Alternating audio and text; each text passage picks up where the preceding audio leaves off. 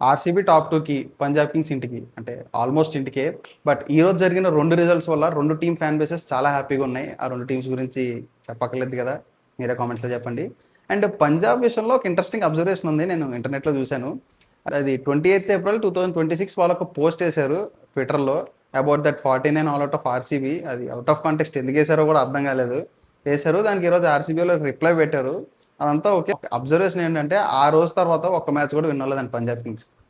చాలా స్ట్రేంజ్‌గా ఉంది కదా! అండ్ ఆల్సో శ్రేయస్ అయ్యర్ కూడా అప్పుడు మంచి ఫామ్‌లో ఉన్నప్పుడు 7 ఔట్ ఆఫ్ 7 మనందరం పక్కా నెక్స్ట్ ఇండియన్ కెప్టెన్ అది ఇది అని చెప్పి పోయాం. ఇంక అప్పటి నుంచి శ్రేయస్ అయ్యర్ కూడా పర్ఫార్మ్ చేయట్లేదు. సో, జింక్స్ ఏమైనా తగిలిందంటారా? పంజాబ్ కింగ్స్ విషయానికొస్తే కష్టమే ఇంక నుండి they can mostly get up to 15 points. And 15 points అయితే ఈసారి సరిపోయలేదు. ఎందుకంటే ఆ 16 పాయింట్స్ గురించే ఇప్పుడు 3 టీమ్స్ రెడీగా ఉన్నాయి. ఒకటి ఎస్ఆర్‌హెచ్ వాళ్ళొక మ్యాచ్ నెగ్గితే 16 పాయింట్స్ వచ్చేస్తారు 2 మ్యాచెస్‌లో. సీఎస్‌కే 2 ఔట్ ఆఫ్ 2 నెగ్గితే 16కి వస్తారు. అండ్ ఆర్ఆర్ ఈరోజు ఓడిపోయినా కూడా ఇంకో 2 మ్యాచెస్ ఉన్నాయి. ఆ 2 మ్యాచెస్ నెగ్గితే వాళ్ళు 16 పాయింట్స్ వస్తారు. So, Punjab Kings mostly out of this tournament నా వరకైతే. బట్ ఏమన్నా మిరాకిల్స్ జరిగి వాళ్ళు నెక్స్ట్ మ్యాచ్ నెగ్గి మిగతా టీమ్స్ అన్నీ కూడా ఆ టీమ్స్ మ్యాచెస్ ఓడిపోతే అప్పుడు they can qualify. But as of now అయితే చాలా కష్టం ఛాన్సెస్. అండ్ ఈ రిజల్ట్ వల్ల సీఎస్కే అండ్ ఎస్ఆర్హెచ్ ఫ్యాన్స్ చాలా హ్యాపీగా ఉన్నారు. బట్ సీఎస్కే అండ్ ఎస్ఆర్హెచ్ ఒకళ్ళనొకళ్ళు ఫైట్ చేసుకుంటారు ఒక మ్యాచ్‌లో. సో, ఆ మ్యాచ్ ఒక డిసైడింగ్ ఫ్యాక్టర్ అవుద్ది. And also RR.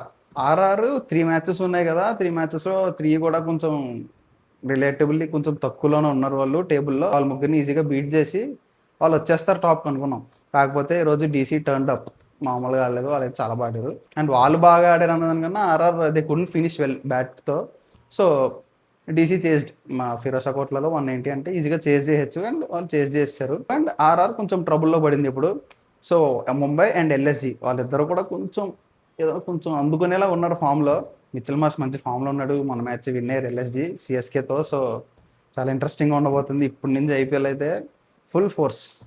మామూలుగా ఉండదు. అండ్ కేకేఆర్ కూడా 15 పాయింట్స్ వచ్చే ఛాన్స్ ఉంది. సో, చాలా కాంప్లికేటెడ్‌గా ఉంది టేబుల్.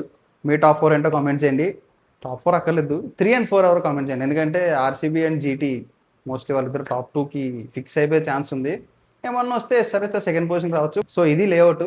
ఆర్సీబీ 1 ఫిక్స్ ఇంకా 1 ఆర్ 2 ఆర్సీబీ. సో, మిగిలిన 3 స్లాట్‌ల్లో ఒకటి జీటీ పెట్టుకొని మిగతా 2 టీమ్స్ ఏంటో కామెంట్స్‌లో చెప్పండి. And do follow us.